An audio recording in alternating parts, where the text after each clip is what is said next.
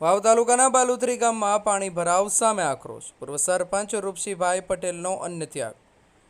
બનાસકાંઠા જિલ્લામાં ભારે વરસાદને કારણે વાવ તાલુકાનું બાલુત્રી ગામ છેલ્લા 21 દિવસથી વરસાદી પાણીમાં ગરકાવ છે. ગામમાં પાણી ભરાવને કારણે જનજીવન મુશ્કેલમાં મુકાયું છે. ખાસ કરીને પ્રાથમિક શાળાના બાળકો શિક્ષણથી વંચિત રહ્યા છે. આ ગંભીર પરિસ્થિતિ સામે ગ્રામજનો આજે વાવ મામલતદાર કચેરી ખાતે ધરણા પર બેઠા હતા. ગામના પૂર્વ સરપંચ રૂપસિંહભાઈ પટેલે અન્ય ત્યાગની ઘોષણા કરીને અનિશ્ચિત ઉપવાસ શરૂ કર્યો છે. તેમણે સ્પષ્ટ ચેતવણી આપી છે કે જ્યાં સુધી વરસાદી પાણીનો નિકાલ નહીં થાય ત્યાં સુધી અન્નનો ત્યાગ યથાવત રહેશે. તંત્ર તરફથી અધિકારીઓને ભાજપના સ્થાનિક નેતાઓ ધરણા સમેટવા માટે પ્રયાસરત બન્યા હતા, પરંતુ ગ્રામજનો અને પૂર્વ સરપંચ રૂપસિંહભાઈ પટેલે સ્પષ્ટ જણાવ્યું કે માત્ર આશ્વાસનથી હવે કામ નહીં ચાલે. તંત્રએ તાત્કાલિક અસરકારક કામગીરી હાથ ધરવી પડશે. ગ્રામજનોનો આક્ષેપ છે કે છેલ્લા ઘણા દિવસોથી પરિસ્થિતિ યથાવત છે, છતાં કોઈ કાયમી નિકાલ નથી થયો. પાણી ભરાવને કારણે આરોગ્ય, રોજગારી અને શિક્ષણ સહિતના ક્ષેત્રો પર ગંભીર અસર પડી રહી છે. ગ્રામજનોએ ચેતવણી આપી છે કે જો તાત્કાલિક પાણીનો નિકાલ નહીં કરવામાં આવે તો આંદોલન વધુ ઉગ્ર બનશે. અમારું પાણી નીકળવું જોઈએ. અમારી ચાઇના એ જ છે, અમારું પાણી નીકળવું જોઈએ. અત્યારે ચાઇના એ કહે છે, પણ સાહેબે કીધું, અમારા આગેવાનો હતા, અમુક હતા, એ અમને બધું કીધું કે પાણી તમારા રાતે હું ચાલુ કરું છું ચાઇના. એટલે એ કહેવાથી અમારા ગામના આગેવાનો કહેવાથી અને તે હું પાણી પીવું છું એ કોઈના કહેવાથી નથી, મારા ગામના માણસોથી જ હું પીવું છું. મારા ગામના માણસો મને કહે છે કે તમે પાણી લ્યો, એટલે મારે પીવું પડે છે. નકા પાણી નિકાલ થાય એટલે કરી હું નથી હોય ઉઠવાનું નથી જવાનું. તંત્રે શું કીધું છે? તંત્રે અત્યારે બોતરી જે છે આગેવાનોને મને બોલાવ્યો તો તંત્ર જીતી છે. જો એ તંત્ર આગેવાને પાણી નીકળ્યું તો હું જોઈ હોય, તો હું જાય હોય, અને પાણી ન નીકળ્યો તો હું અહીં બેઠો જ છું. હું અહીં નહીં રહેવાનો છું, હું નથી જવાનું કરી. ક્યાં સુધી ધરણા રહેશે? અમારે તારના પાણી નિકાલ ના થાય એટલે કરી તો રહેવું જ પડે ને મારે. નિકાલ થાય જ હું જાય, તેમ હું નથી જવાનું. અહીંયા અમે કાલે સવારે બાલુત્રી ગામના બધા આગેવાના હાથે આખું ગામના લગભગ 200 આદમી ધરણા માટે આવ્યા હતા.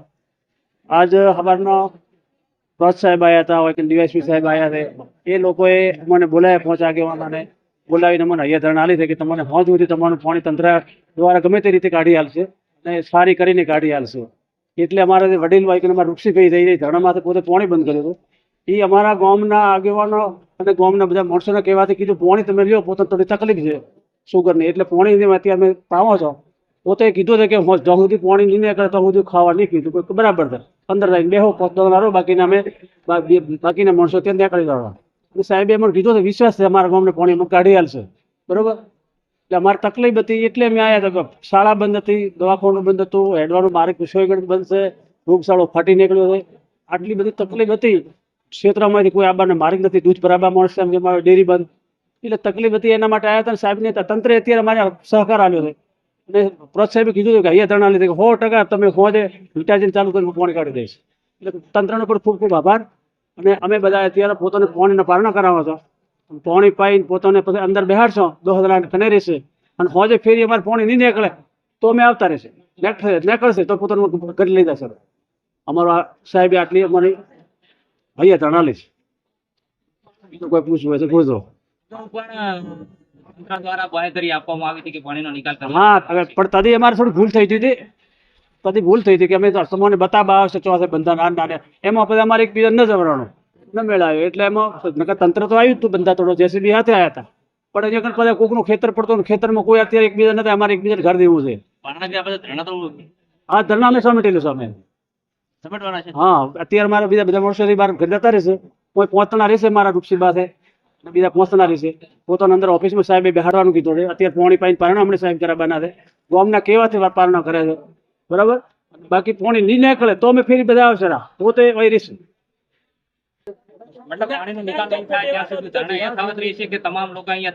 ના, તમામ લોકો નહીં જાય, હોય કે 10-15 માણસો રહેશે. સાહેબ ને શું અત્યારે ખરાબ લાગે, આખું તંત્રમાં બેઠું છે. પારણા એટલે પાણીના પારણા કરે છે, ખાવાના પારણા નથી કરતા. અને સાહેબે પણ એવું કીધું કે બરાબર છે, તમે હોજુ ધીરો. આવું પણ પ્રજ સાહેબે કીધું છે. બરોબર, એટલે અમારે 100% વિશ્વાસ છે કે હોજુ પાણી અમારું નીકળી જશે અને અમે રૂપસીબાન ઘર ચડી જશે. અત્યારે પાણી પાણી પારણા કરાવવાનું. બાલુંત્રી ગામના લોકો સાથે 3 વાર મુલાકાત થઈને 3 વાર ચર્ચા કરેલ છે. બાલુંત્રી ગામનું ભૌગોલિક લોકેશન જોઈ અને જે પાણીનો ભરાવો થયો છે તેની માટે જે અન્ય ગામોમાં વ્યવસ્થા કરી છે તેવી જ વ્યવસ્થા કરી અને 10 HPની 6 મોટરો ઓલરેડી ચાલુ છે.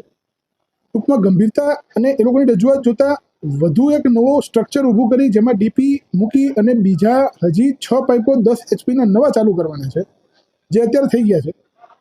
કુલ અત્યારે કહી શકો કે 12 પાઇપોમાં 120 HPની સ્પીડ 120 HPની મોટરોથી પાણી નિકાલ કાર્યક્રમ અત્યારે ચાલુ છે.